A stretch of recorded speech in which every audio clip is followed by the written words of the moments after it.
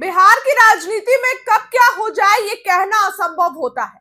किसी ने नहीं सोचा था कि नीतीश कुमार राज्यसभा जाएंगे, लेकिन चले गए। बिहार की कुर्सी पे अब सम्राट चौधरी हैं। लेकिन अब बिहार में बड़ा खेल चल रहा है। देखिए मांजरा क्या है वो आपको बताती हूँ। जब जब किसी को लगता है कि वो बिहार की राजनीति पूरी तरह से समझ चुका है, तब तक यहाँ की राजनीति उसे ऐसे झटके देती है जिसकी उसे उम्मीद ही ना हो। पहले आरजेडी एमएलसी सोनू राय के शपथ ग्रहण में सीएम सम्राट चौधरी पहुंचे तो तेजस्वी ने उनसे हाथ मिलाया, प्रणाम भी किया। लेकिन अब ताजा मामला ले लीजिए। आरजेडी के एक विधायक सीएम सम्राट चौधरी से मिलने पहुंच गए। तस्वीरें देखिए तो आखिर ये पूरा मांजरा क्या है। राज्यसभा चुनाव के दौरान आपको याद होगा कि तेजस्वी यादव के सबसे खास फैजल रहमान ने उनको धोखा दिया था। पूर्वी चंपारण के ढाका से चुनाव जीते फैजल रहमान वोटिंग के दिन आए ही नहीं।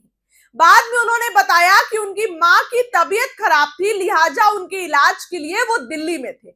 लेकिन शुक्रवार को शाम सीएम सम्राट से मिलने पहुंच गया। बड़ी बात यह है कि फैजल रहमान ने कभी नहीं कहा कि उनकी पार्टी यानी आरजेडी से कोई भी मतभेद है, लेकिन पार्टी में नमक मिर्च के लिए एक तस्वीर ही काफी थी।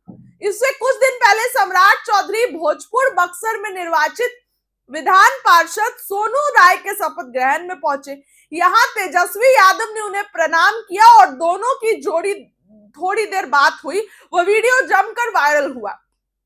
इसको लेकर भी खूब चर्चा हुई, कई तरह की बातें बनी, लेकिन सच्चाई किसी में नहीं थी। इस शपथ ग्रहण समारोह में एनडीए अपने संसदीय कार्य मंत्री को भेजकर कोरम पूरा कर सकता था, लेकिन बजाय इसके सीएम सम्राट चौधरी ने वहां जाना चुना। इसका मकसद साफ था। विपक्षी कांग्रेस केंद्र में जिस तरह से पीएम मोदी पर वो वेंटेडे यानी नफरत की राजनीति का आरोप लगाती है, सम्राट चौधरी ने इस शपथ ग्रहण समारोह में पहुंचकर विपक्ष के ऐसे किसी भी प्लान पर पानी फेर दिया। कल को अगर विपक्षी नेताओं पर किसी तरह की कानूनी कार्रवाई होती है तो सम्राट पर यह आरोप लगाना आरजेडी के लिए मुश्किल हो जाएगा। फिर उसकी मजबूरी होगी कि वो पूरी पार्टी यानी बीजेपी को घेरे। ऐसे में धार खुद कूद पड़ेगी ही।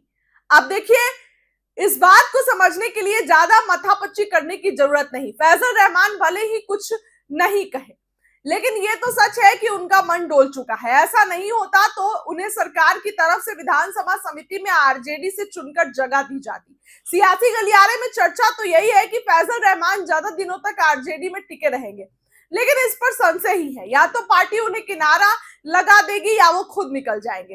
अब बात बिहार की राजनीति में खेला होने की, तो इसकी गुंजाइश तो राज्य में कभी खत्म नहीं होने वाली है। सियासत चीज ही ऐसी होती है, बात कहीं से निकलती है और कहीं पहुंच जाती है, लेकिन हाल फिलहाल में कोई बड़ा बदलाव हो इसकी गुंजाइश ना के बराबर ही है। ऐसे में ये मान के चलिए कि फिलहाल जो है वही रहेगा, इसमें कोई बदलाव होने की संभावना नहीं है। लेकिन जिस तरीके से तेजस्वी सम्राट की मुलाकात हुई उसके तुरंत बाद फैजल रहमान जब मिलने पहुंच जाते हैं तो चर्चा का बाजार गर्म होता है। इस खबर के लिए इतना ही। बहुत बहुत धन्यवाद।